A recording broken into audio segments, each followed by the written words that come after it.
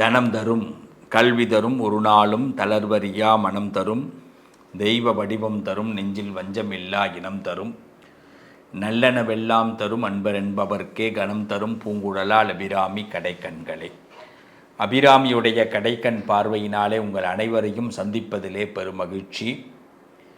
என் உறவுகளே, இந்த வாரத்திலே நாம் பார்க்கக்கூடிய ஒரு விஷயம் என்ன அப்படின்னா, இந்த குடும்ப சண்டை எந்த ராசிக்கு அதிகமாக வருது, அவங்க என்ன பண்ணுனா அந்த சண்டைகளை தவிர்க்கலாம், இதை பற்றி தான் பேச போகிறோம். குடும்பத்தில் முதல்ல நிம்மதியே இல்லைங்க. நிம்மதிங்கிறது எனக்கு தான் இல்லையா, உலகத்தில் இருக்கிற 50 பேருக்கு இல்லை. நல்லா தெரிஞ்சுங்க ராஜா, உனக்கு எந்த இடத்துல இப்போ இருக்கிற, நீ ட்ராவல் பண்ணிக்கிட்டு இருக்கியா, இந்த பதிவு பார்க்கும்போது சாப்பிட்டுக்கிட்டு இருக்கியா கண்ணு, இந்த பதிவு இந்த பார்க்கும்போது தூங்கிக்கிட்டே பார்த்து, அதாவது பெட்டில் படுத்துக்கின்னு இந்த பதிவு பார்க்குறியா கண்ணு, எந்த இடத்துல கண்ணு இந்த பதிவு பார்க்குற, இதுதான் கண்ணு நிம்மதி. அவ்வளவுதான். அப்படி வச்சுட்டு யோசித்து பார்த்தீங்கன்னா தங்கம், ஒன்றை விட ஒவ்வொருத்தவங்களுக்கு டிப்பர் கணக்கில் அழுற அளவுக்கு பிரச்சனைகள் இருக்குது ராஜா. பிரச்சனை இல்லாத மனுஷனே கிடையாது. தலையாணி இல்லாமல் கூட கையில் தலைமாட்டுக்கு கையை வச்சுக்கிட்டு படுத்து தூங்கலாம். ஆனால் பிரச்சனை இல்லாமல் தூங்க முடியாது ராஜா. அப்படி தான் இந்த உலகம் இருக்குது. இதில் சில ராசிக்காரன் சண்டை போகிறதுக்கே இருப்பான், சில ராசியை பார்த்து சண்டை வந்துக்கிட்டே இருக்கும். நாங்கள்லாம் என்னையா தப்பு பண்ணோம், என்ன பாவம் பண்ணோம், ஏன் எங்களை பார்த்தே இந்த சண்டையெல்லாம் வருது, எங்களை நிம்மதியாகவே வாழ விட மாட்டாங்களா அப்படின்னு கேள்வி மேலே கேள்வி, கேள்வி துளைகள் அடுத்துன்னு சொல்லுவாங்கள்ல, அம்பு விடுறது. அப்போ சில இடங்களில் பேச முடியாமல் கூட சண்டை வரத்துக்கு வாய்ப்பு இருக்குது, பேசாததுனால கூட சண்டை வர வாய்ப்பு இருக்குது. இப்படி சில ராசிகள் ஏன் சண்டை வருது அப்படின்னா,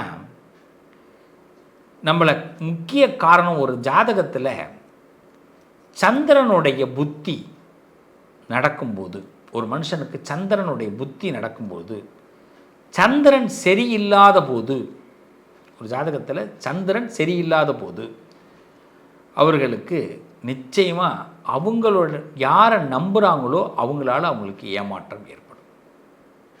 அப்போ அவங்களால சுய சிந்தனையை இழக்க வேண்டிய கட்டாயம். இந்த நேரத்தை தான் எதிரிகள் எதிர்பார்த்துக்கிட்டே இருப்பான். மாப்பிள்ளை நீ வாயை விடுவேன்னு எனக்கு தெரியும் மாப்பிள்ளை, இதுக்கு தான் மாப்பிள்ளை காத்துட்டு இருந்தேன் அப்படின்னு அப்போ பேசுவாங்க நம்மளை. அப்போ அது பிரச்சனையாக மாறும், சண்டையாக மாறும். வழக்காக மாறுறது எங்கே தெரியுமா, சனி நமக்கு சப்போர்ட் இல்லாமல் இருக்கிறது. இந்த சனி சப்போர்ட் இல்லாதவர்களுக்கு எப்போ பார்த்தாலும் ஏதாவது ஒரு வழக்கு பிரச்சனைகள். சார் நான் இந்த ப்ராப்ளத்தை பார்க்காத நாளே இல்லை சார், எவனாவது ஒருத்தவன் என்னை பற்றி தப்பாக கமெண்ட் போடுறது, தப்பாக கமெண்ட்டில் பேசுகிறது, ஏதோ ஒன்று நடத்திக்கிட்டு தான் சார் இருக்கிறோம். டெய்லி ஒரு பஞ்சாயத்து தான்.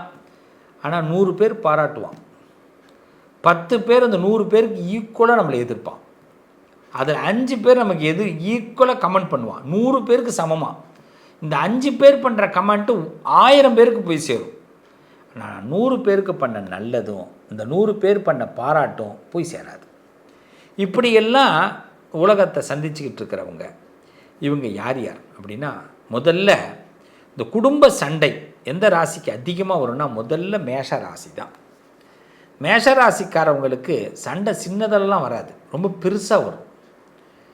சிம்பிளே சண்டை கிடையாது மேஷத்தை பொறுத்தவரை. முதல்ல நம்பிக்கை இல்லாத தீர்மானம் தான் மேஷராசிக்கு வரும். உன்னை வாழ வைப்பனா, உன்னை உண்டா இல்லையா, இதை பார்க்குறதுக்கு தயாராக இருப்பான். ஆனால் கிழதுக்க வந்தோடனே ஐயா நல்லா இருக்கீங்களா அப்படின்வான்.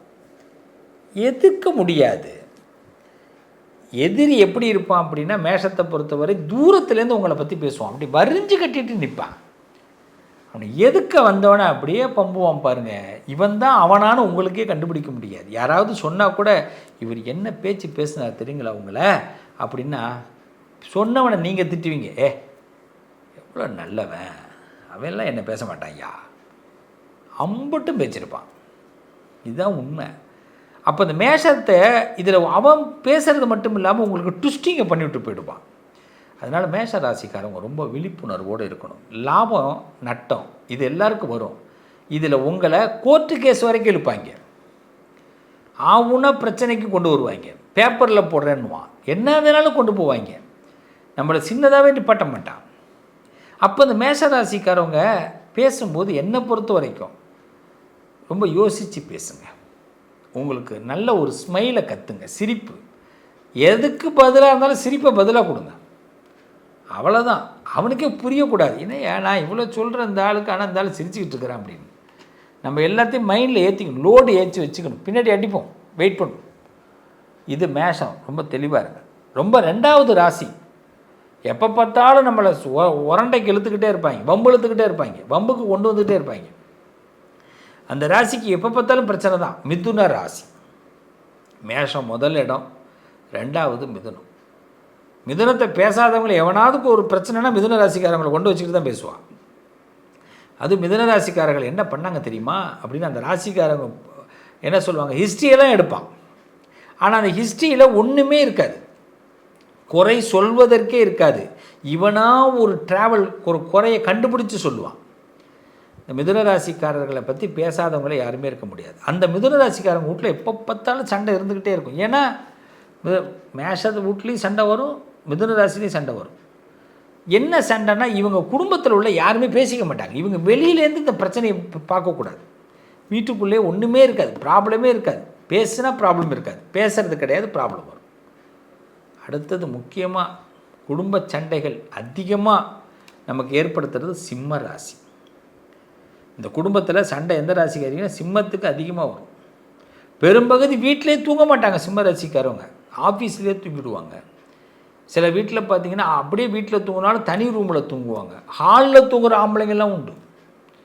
பெண்கள் பார்த்திங்கன்னா உண்மையிலே சிம்மராசியில் பிறந்தவங்களாம் தனி ரூமில் தான் தூங்குவாங்க. தூக்கத்தில் கூட லைஃப்பில் கூட அதாவது சண்டை எங்கே வரணும், குடும்ப சண்டை, கொழாடி சண்டையிலேருந்து குடும்ப சண்டை வரைக்கும் நமக்கு இந்த சிம்மத்துக்கு தொடர்ந்து வரும். இன்றைக்கி இந்த சண்டை இல்லைன்னா அடுத்த சண்டை இன்னொன்று வரும். எங்கேருந்து காற்று வச்சுருக்காங்கன்னு கண்டுபிடிக்க முடியாது. இந்த ராசிகளில் அடுத்தது விருச்சக ராசி, மேஷம், மிதுனம், சிம்மம், விருச்சகம்.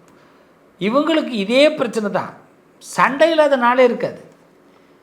என்ன தான் பொண்டாட்டி பிள்ளைக்கு நல்லதே பண்ணாலும் ஏதாவது ஒரு குறையை நம்மக்கிட்ட கண்டுபிடிச்சிக்கிட்டே இருப்பாங்க.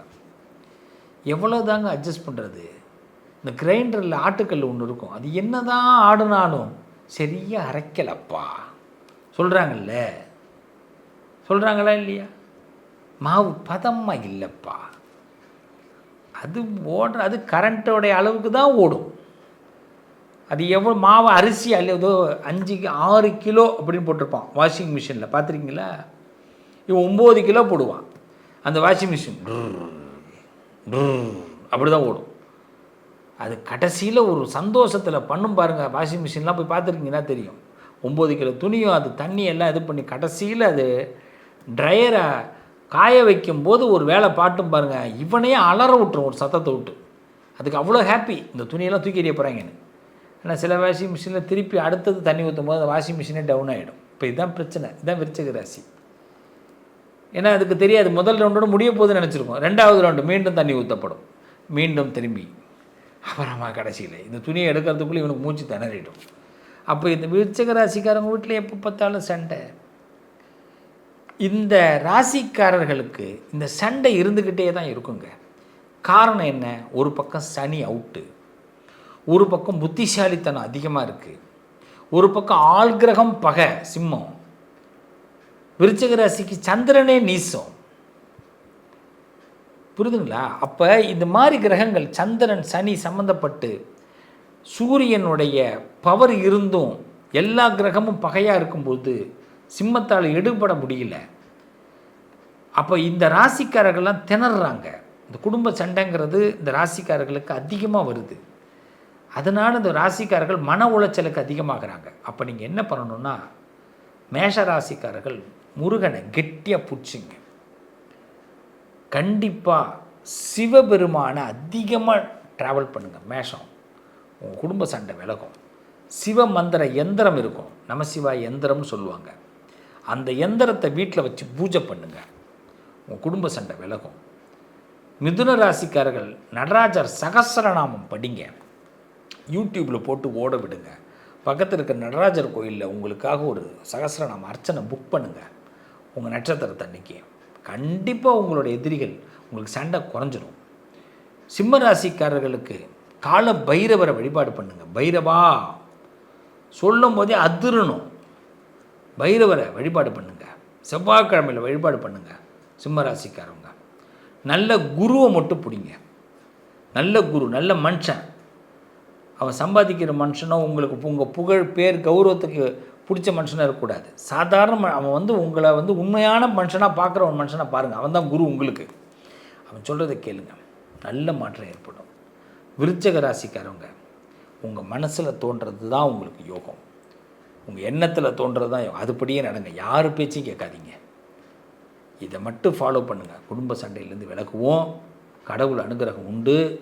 விருச்சிக ராசிக்காரங்க அவசியம் நீங்கள் வழிபாடு பண்ண நரசிம்மரை பிடிங்க. எதிரி இருக்க மாட்டாங்க, குடும்ப சண்டை இருக்காது. வழிபாடு பண்ணி பாருங்கள், நல்ல மாற்றம் ஏற்படும். உங்கள் அதிர்ஷ்டத்திற்கான தீர்வு கல்வி, பதவி, யோகம், தொழில் வளர்ச்சி பெருக, ஜாதகம், வாஸ்து, திருமண பொருத்தம் பார்க்கவும், பிரசன்னம் கேட்கவும். Positive line doctor Sivasri Manikanda Sivam. தொடர்பு கொள்ள வேண்டிய வாட்ஸ்அப் எண் 7904137178.